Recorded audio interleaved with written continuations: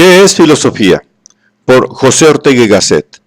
2. Lección 1. La filosofía, hoy. La extraña aventura que a las verdades acontece. El advenimiento de la verdad. Articulación de la historia y la filosofía. En materia de arte, de amor o de ideas, creo poco eficaces anuncios y programas. Por lo que hace las ideas, la razón de tal incredulidad es la siguiente.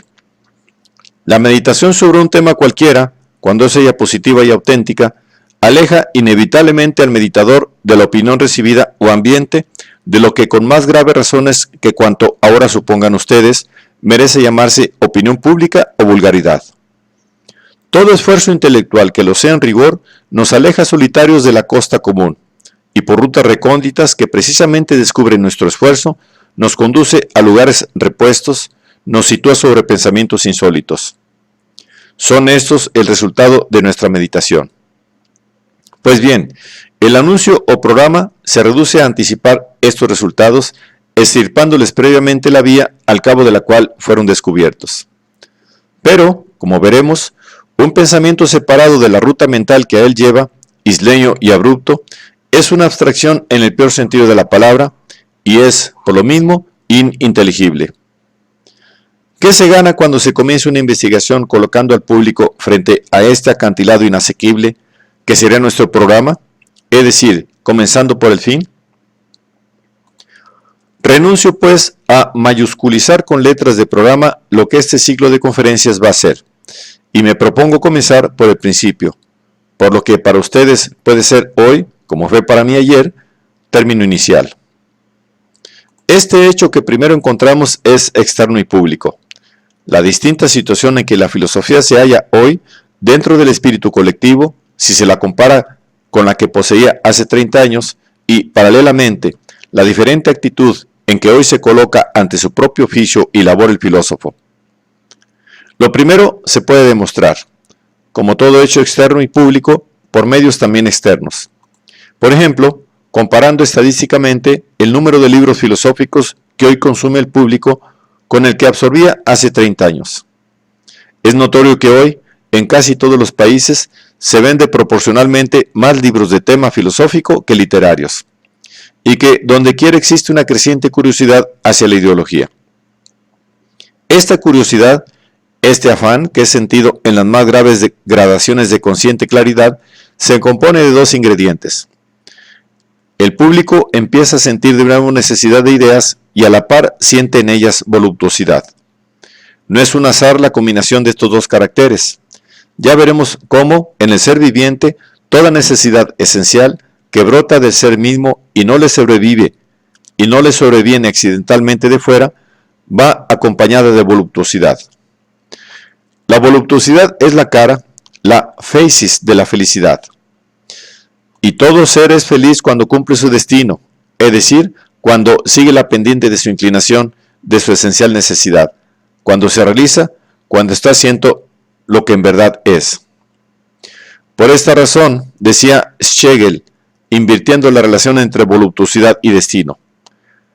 Para lo que nos gusta, tenemos genio. El genio, es decir, el don superlativo de un ser para hacer algo, tiene siempre a la par una fisionomía de supremo placer. En día próximo y por vía de rebosante evidencia, nos vamos a ver sorprendidos como obligados a descubrir lo que ahora solo parecerá una frase, que el destino de cada cual es, a la vez, su mayor delicia. Nuestro tiempo, por lo visto, tiene relativamente al que le precede un destino filosófico, y por eso se complace en filosofar.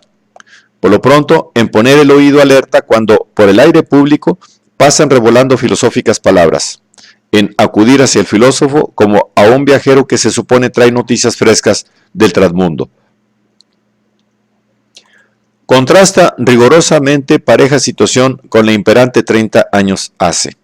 30 años, coincidencia curiosa, el periodo que suele atribuirse a una generación. Y en sorprendente paralelismo con esta modificación del espíritu público, hallamos que el filósofo de hoy se siente ante la filosofía en un estado de ánimo opuesto al que sus colegas de la anterior generación usufructuaban. De esto vamos a hablar hoy, de cómo nos acercamos a la filosofía contemple tan distinto al que ayer dominaba en los pensadores. Partiendo de aquí, en esta serie de lecciones nos iremos aproximando al verdadero tema de ellas, que ahora fuera inútil denominar, porque no se entendería. Nos iremos aproximando en giros concéntricos, de radio cada vez más corto e intenso, deslizándonos por la espiral desde una mera exterioridad con aspecto abstracto, indiferente y frío, hacia un centro de terrible intimidad, patético en sí mismo, aunque no en nuestro modo de tratarlo. Los grandes problemas filosóficos requieren una táctica similar a la que los hebreos emplearon para tomar a Jericó y sus rosas íntimas. Sin ataque directo, circulando en torno lentamente, apretando la curva cada vez más y manteniendo vivo en el aire, son de trompetas dramáticas.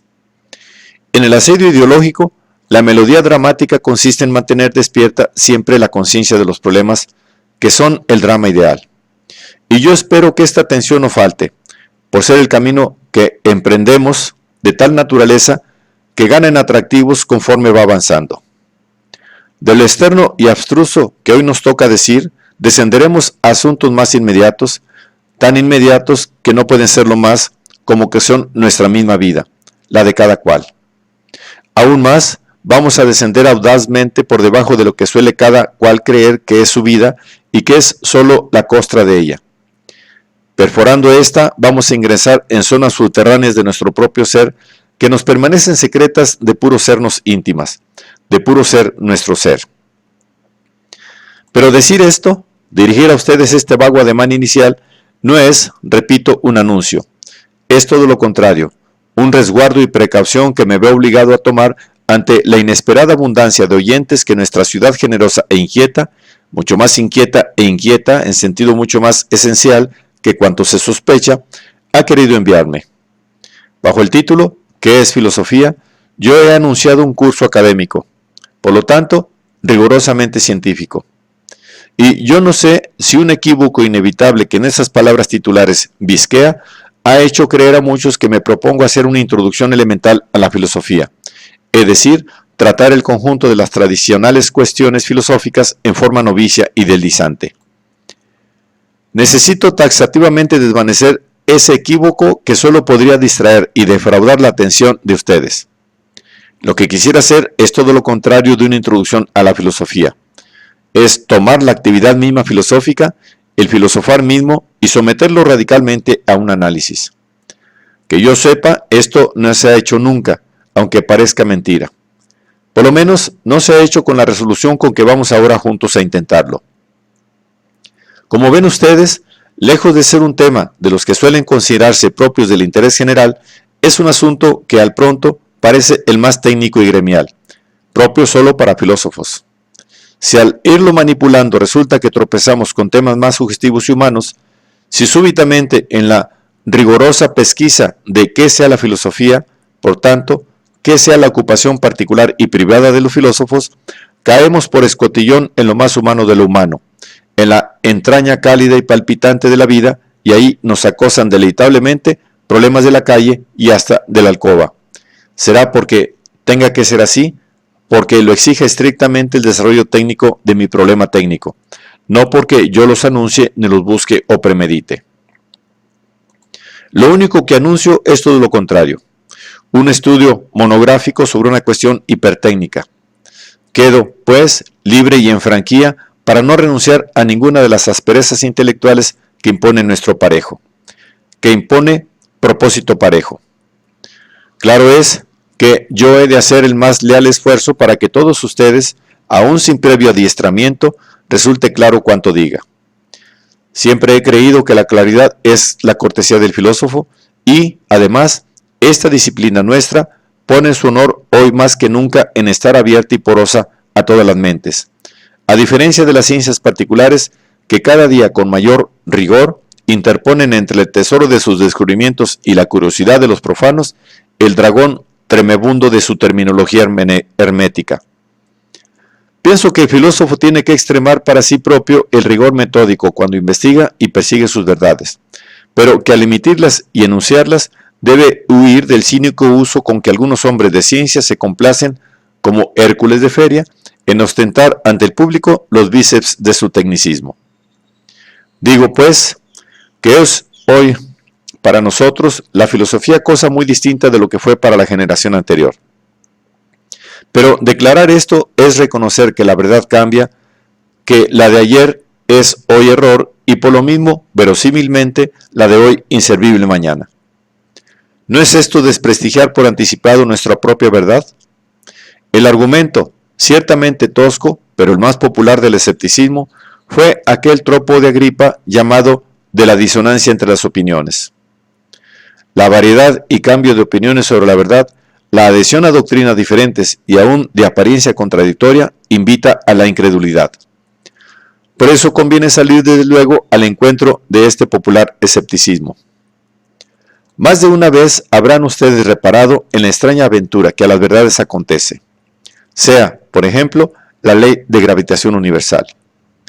En la medida en que esta ley es verdad, no hay duda que lo ha sido siempre, es decir, que desde que existe materia ponderable, cuerpos, estos se comportaron según su fórmula.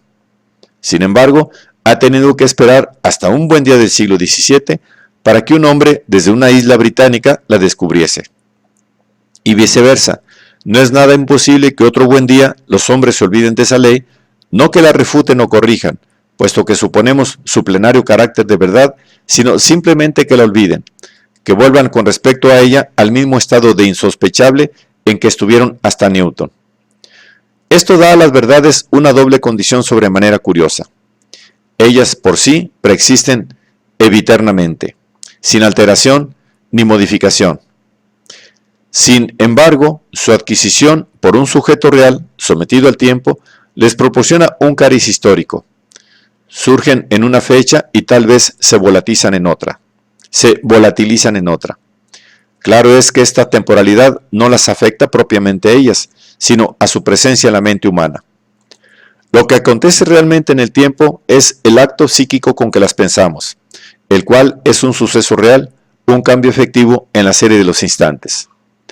Nuestro saberlas o ignorarlas es lo que en rigor tiene una historia, lo cual es precisamente el hecho misterioso e inquietante, pues ocurre que con un pensamiento nuestra realidad transitoria, fugaz, de un mundo fugacísimo, entramos en posesión de algo permanente y sobretemporal.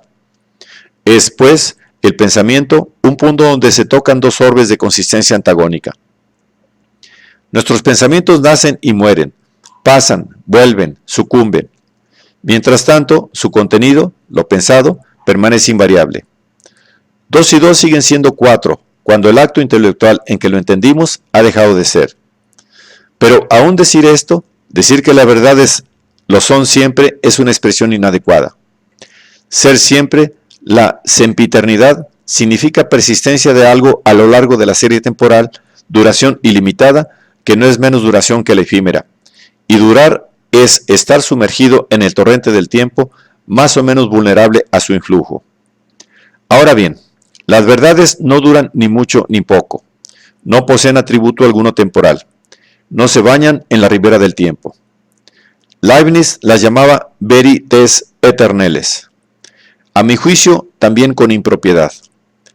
Ya veremos otro día por qué razones, por qué radicales razones. Si lo sempiterno dura tanto como el tiempo mismo en su totalidad, lo eterno es antes que el tiempo empiece y después que acabe. Pero incluye en sí positivamente todo el tiempo. Es una duración hiperbólica, una superduración. Lo es tanto que en ella la duración se conserva a la vez que se anula.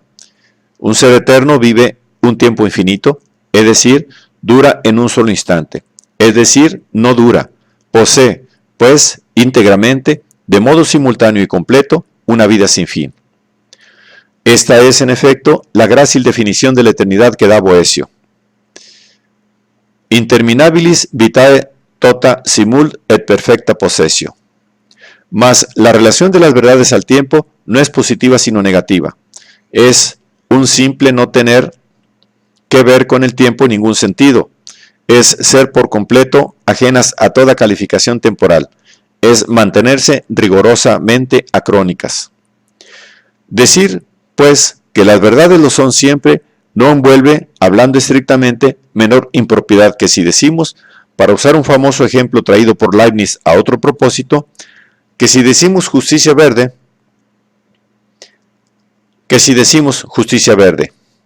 el cuerpo ideal de la justicia no ofrece muesca ni orificio donde pueda engancharse el atributo verdosidad. Y cuantas veces pretendemos insertarlo en aquel, otras tantas le veremos resbalar sobre la justicia, como sobre un área pulimentada. Nuestra voluntad de unir ambos conceptos fracasa, y al decirlos juntos, permanecen tercamente separados, sin posible adherencia ni conjugación. No cabe, pues, heterogeneidad mayor que la que existe entre el modo de ser atemporal constitutivo de las verdades y el modo de ser temporal del sujeto humano que las descubre y piensa, conoce o ignora, reitera u olvida. Si no obstante, usamos esa manera de decir, las verdades lo son siempre, es porque prácticamente no lleva consecuencias erróneas. Es un error inocente y cómodo. Merced a él, miramos ese extraño modo de ser que las verdades gozan bajo la perspectiva temporal en que nos es sólito mirar las cosas de nuestro mundo. A la postre, decir de algo que es siempre lo que es equivale a afirmar su independencia de las variaciones temporales, su invulnerabilidad. Es, pues, dentro de lo temporal, el carácter que más se parece a la pura intemporalidad. Es una cuasiforma de intemporalidad, la species quaedam aeternitatis.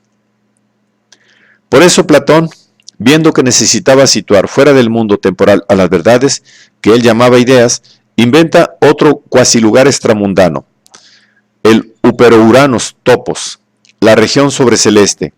Aunque en él tuvo graves consecuencias, reconozcamos que como imagen es fértil.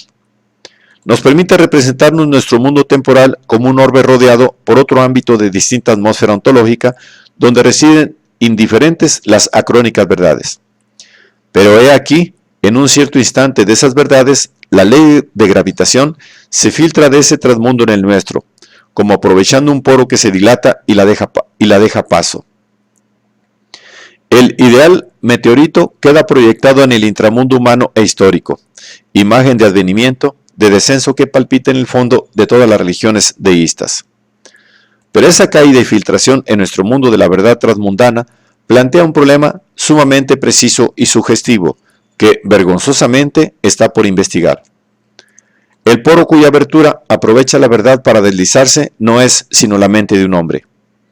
Ahora bien, ¿por qué tal verdad es aprendida, captada en tal fecha y por tal hombre, si ésta, como sus hermanas, preexiste indiferente al tiempo? ¿Por qué no fue pensada antes o después? ¿Por qué no fue otro el descubridor? Evidentemente, se trata de una esencial afinidad entre la figura de la verdad aquella y la forma del poro, del sujeto humano por el que pasa. Nada acontece sin razón. Si lo que ha acontecido es que hasta Newton no se descubrió la ley gravitatoria, es evidente que entre el individuo humano Newton y aquella ley existía alguna afinidad. ¿Qué clase de afinidad es esta? ¿Es una semejanza? No conviene facilitarse el problema, sino al contrario, subrayar su fuerza enigmática. ¿Cómo puede un hombre parecerse nada a una verdad, por ejemplo, geométrica, y lo mismo diríamos de cualquier otra? ¿En qué se asemeja al hombre Pitágoras el teorema de Pitágoras? Graciosamente, el chico de la escuela dirá que se parece a sus calzones, sintiendo una inconsciente inclinación a emparejar el teorema con la persona de su autor. Lo malo es que Pitágoras no usaba calzones, y que en su tiempo solo los usaban los escitas, que en cambio no descubrían teoremas. Topamos aquí, por vez primera, con una distinción radical que diferencia nuestra filosofía de la que ha predominado durante siglos. Consiste esa distinción en hacerse cargo de algo muy elemental, a saber, que entre el sujeto que ve, imagina o piensa algo y lo visto, imaginado por él, no hay semejanza directa. Al contrario, hay una diferencia genérica. Cuando pienso en el Himalaya, yo pienso que mi acto de pensar no se parecen al Himalaya. Él es una montaña que ocupa un enorme espacio. Mi pensar no tiene nada de montaña ni ocupa el más mínimo espacio. Pero lo propio acontece si, en vez de pensar en el Himalaya, pienso en el número 18. En mi yo, en mi conciencia, en mi espíritu, en mi subjetividad, o como ustedes quieran denominarlo, no encontraré nada que sea un 18. Para colmo, podemos decir que el acto que pienso 18 unidades es el uno, único. Díganme ustedes si se parecen. Se trata, pues, de entidades heterogéneas. Y, sin embargo, el tema fundamental de la historia, si quiere algún día ser en serio una ciencia, no puede ser otro que mostrar cómo tal filosofía o tal sistema político solo pudieron ser descubiertos, desarrollados y, en suma, vividos por tal tipo de hombres que en tal fecha existieron. ¿Por qué entre las muchas posibles filosofías es solo el criticismo la que viene a alojarse, a actualizarse en el alma de Kant? ¿No es evidente que necesitamos para explicarlo, para comprenderlo, construir una doble tabla de correspondencias donde a cada tipo de idea objetiva vaya contrapuesto el estado subjetivo afín, el tipo de hombre capaz de pensarla? Pero no se recaiga en la trivialidad que durante los últimos 80 años ha obturado la marcha del pensamiento. No se interpone lo dicho como si ello implicase un radical relativismo, de suerte que cada verdad fuese verdad solo para un cierto sujeto. El que una verdad, si lo es, vale para todos, y el que de estos solo uno o varios, o solo en una época, lleguen a conocerla y prestarle adhesión, son cosas completamente distintas.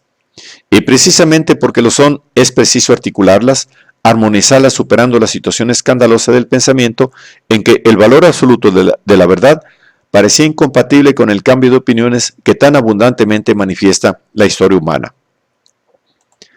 Hemos de representarnos las variaciones del pensar no como un cambio en la verdad de ayer, que la convierta en error para hoy, sino como un cambio de orientación en el hombre que le lleva a ver ante sí otras verdades distintas de las de ayer.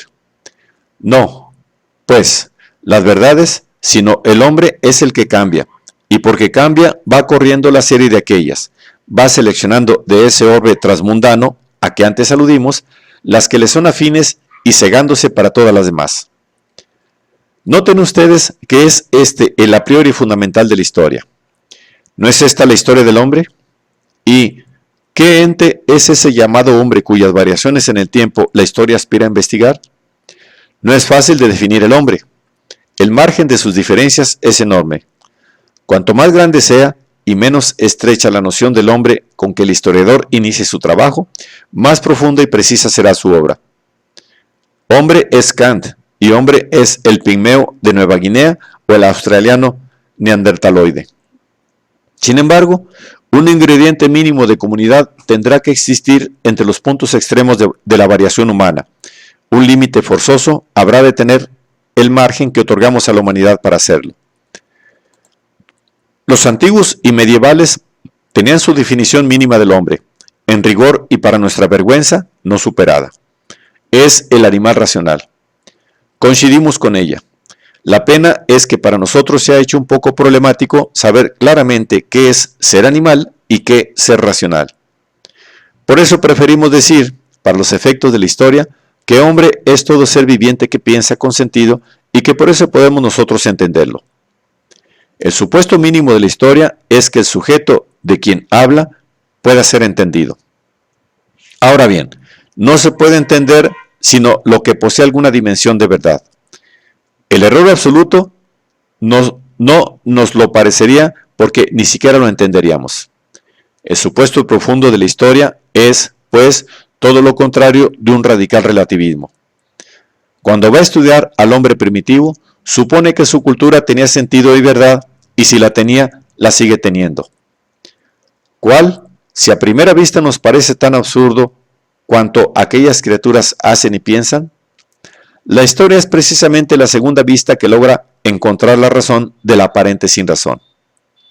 Según esto, la historia no es propiamente tal, no cumple con su misión constitutiva si no llega a entender el hombre de una época, sea esta la que sea, incluso la más primitiva. Pero no puede entenderlo si el hombre mismo de esa época no lleva una vida con sentido. Por tanto, si lo que piensa y hace no tiene una estructura racional. De este modo queda comprometida la historia a justificar todos los tiempos y es lo contrario de lo que al pronto amenazaba con ser. Al mostrarnos la variabilidad de las opiniones humanas, parece condenarnos al relativismo. pero como da un sentido plenario a cada posición relativa del hombre y nos descubre la verdad eterna que cada tiempo ha vivido, supera radicalmente cuanto en el relativismo hay de incompatible con la fe en un destino transrelativo y como eterno en el hombre.